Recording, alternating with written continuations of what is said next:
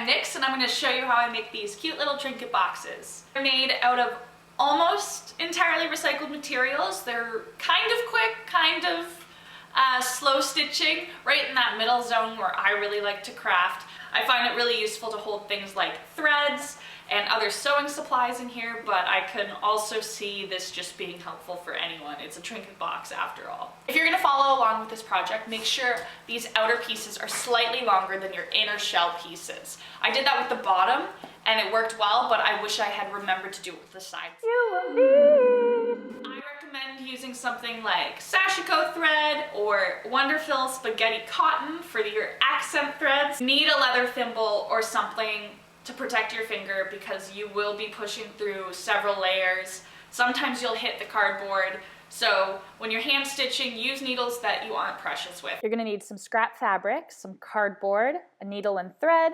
embroidery floss, scissors, pins and clips, and optionally you can use a sewing machine and jewelry pliers. So here are my big pile of scraps. I'm probably gonna need about double this amount of fabric, but let's just start patchworking it together to see what we have. My method is pretty simple. I'm just taking my longest strips and trying to pair them together. Also looking at the colors and making sure I'm not putting them side by side too much unless it's an intentional choice, which I do with this blue piece to try and kind of make it look like the corner wraps all the way around.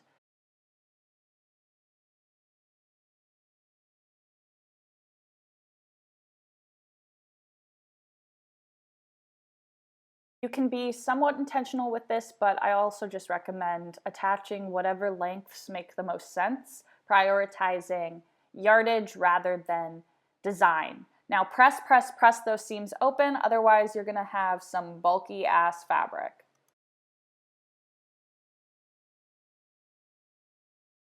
I then go back and I sew even more fabric together because, like I said, I always underestimate how much fabric and cardboard I need for this project. You'll need a piece for the outside base, the inside base, the 4 inner pieces, and the 4 outside pieces. Make sure you make the inner pieces smaller so that they fit together better.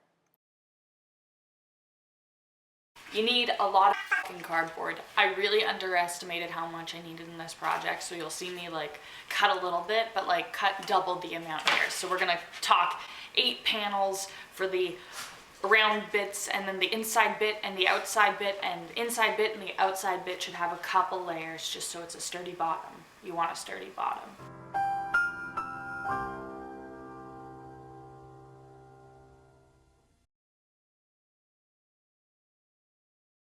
And here I am measuring my Nespresso boxes into equal sized rectangles, which is wrong. Remember, it's wrong. You need to make sure one half of your box is smaller than the other half. So 4 need to be smaller than the other 4, because I am dumb and I keep reminding you, but I don't remind myself. So do as I say, not as I do.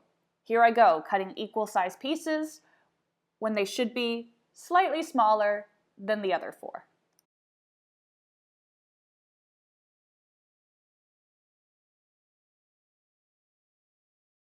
And you can see here that I marked one of my squares IN to stand for inside and one with an O to stand for the outside. Now it's time to cut some fabric. So we're going to want to make sure that we cut our fabric bigger than our squares so that we can wrap the fabric around the edges and very comfortably fit it in there. I like to give myself a generous amount on all sides so that it's not a struggle when I start to baste the fabric to these squares. This ratio is okay, but I'd rather have ½ an inch more of fabric. I'm now going to repeat those steps with all 8 sides, plus the top and the bottom, so that I have all of my pieces cut out of my fabric, ready to baste.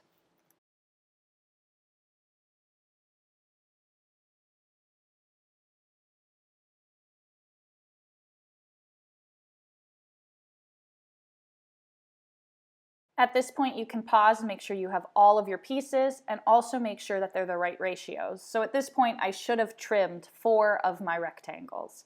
I did not.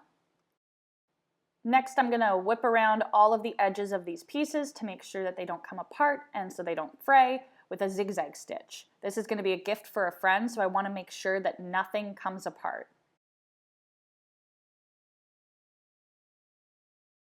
At this point, I realized the zigzag stitch would be a pretty little design, so I put it on some bulkier seams that have a lot of small pieces. So hopefully that'll secure them down as well. I really try to incorporate embellishments that help with the stability of the project. So these zigzag stitches will actually help it from fraying and coming apart. I decided that the hand embroidery herringbone stitch was just going to get in the way, so I decided to cut it out and ditch the idea altogether. Embroidery floss is great, but not for this project.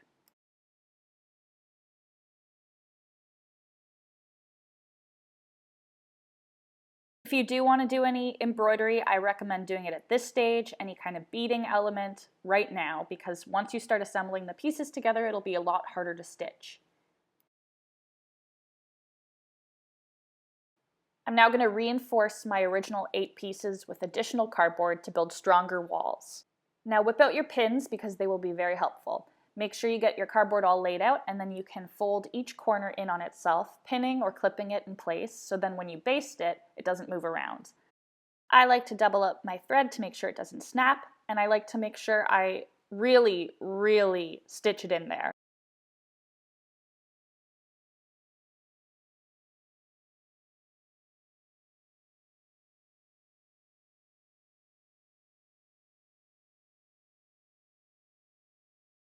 Make sure you secure each corner really well, and then also lace it down the middle like I'm doing here.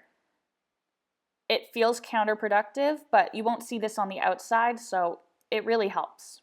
Now you have everything basted and taut against the cardboard, you're ready to start assembling your pieces into little strips and little circles. I'll show you what that means.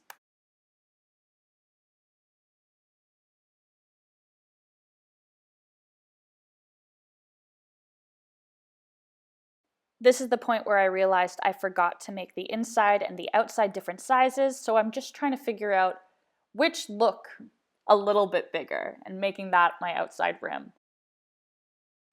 If you're curious about the fabrics, we have Disco Kitty and tuna cans from Tula Pink, we have some West Palm Beach collection, we have some Melody Miller from Ruby Star. All of these fabrics are really fun and really bold.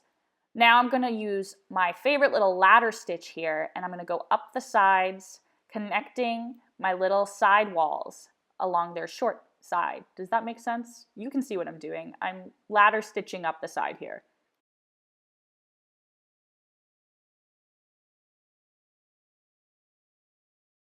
Now to make my ladder stitch disappear, I'm going to go with my needle and pull my thread every couple stitches rather than doing it just from the end where my needle is attached. That way I won't snap my threads and I can tie off and still have a lovely movable piece.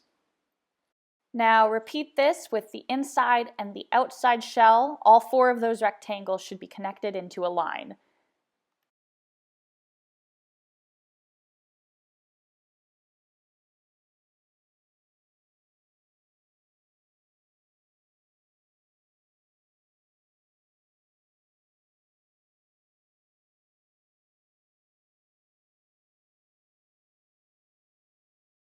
Starting with our inner box, we can now fold them all in fabric right side facing inwards and either ladder stitch or whip stitch this final edge together. I'm using a ladder stitch myself. Now I'm going to attach the bottom. This is the inside bottom, and it's also going to be fabric facing inwards, and I'm going to use my pins to clip it in place just to hold it so that I can easily manhandle this thing.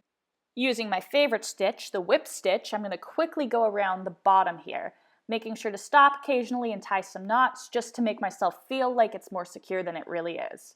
I really appreciate the pins at this point because they can go through the cardboard, really holding your thing in place. Now that we have the inside bottom attached, I will attach the outside perimeter of our box. So making sure that the corners line up as best as we can, I just mush it around until I like the way it looks, and then I'll use my clips and my pins to really secure it in place. Now I'm going to go up this side here, finally finishing off that circle with another ladder stitch, and this will attach it also to the base pieces, and you're starting to get what looks like a little box. So what we can do now is go around the top perimeter of our box and use a ladder stitch or a whip stitch, whatever you'd like, to hold it together. Holding my doubled up magenta thread here, I'm going to use one of my needles from earlier that I have now curved with my fingers as a curved needle. This is easier, supposedly, but it's still a little bit of a fiddly mess. So this might take you a little longer to do a ladder stitch if you're trying to make it invisible here, especially when you're trying to match each corner. This is probably the hardest part. It does take a little bit of fiddling and a little bit of hand strength, but you'll get there in the end, I'm sure. I also implement a rule where I have to tie a knot at each corner because, like the other step, it makes me feel more secure, even if I'm not. And here you can see that the needle kind of is flying everywhere. My thimble also helps me hold a grip on it because it does not like me anymore. I'm now pulling, but not snapping, adjusting pins, but not clapping. I don't know what I'm talking about. I think I've lost my mind. This is probably like the third day I was working on this project. Now I'm taking my spaghetti threads and I'm going to whip stitch all around the perimeter again. Yes, we're reinforcing basically every seam we've already done. And once I do the top perimeter, I might do the sides, I might do the bottom. It really depends on the design. I'm using Wonderfil Spaghetti, color number 38.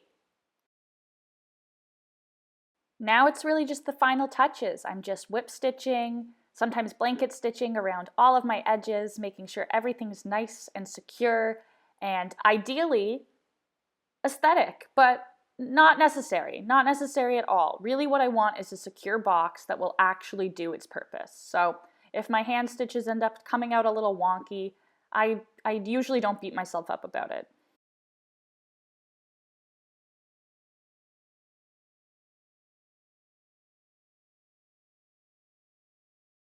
Now that I'm finishing up my final whip stitch, it's almost time for the reveal, which you already saw, so it's not that exciting, but hopefully you're excited to make your own box. If you have any questions, leave them down below. So that's that. That's how you make a trinket box. They're really customizable, they're really practical, they're really fun. This one turned out great. It's super bright, it's super fun. Did I say fun? I really like it. I really like the tuna cans. I think that my friend will love it, and I hope you guys enjoyed this tutorial. I have a couple more boxes that I can show you examples of that I've made in the past, including this one that is black and white with a little bit of gold in it, and this one, which I made a little lid for. I enjoyed the process, but I do not like how the lid stands up on its own most of the time, so I don't really make lids anymore. However, you can of course do that, and you can customize this box to any size. I hope you guys have a great day. I hope you subscribe. I hope you leave any requests down below, and I'll show you my next craft next time. Are you scared? Have a good one. Bye. You should be. T-Bo's gonna get a Halloween costume this year.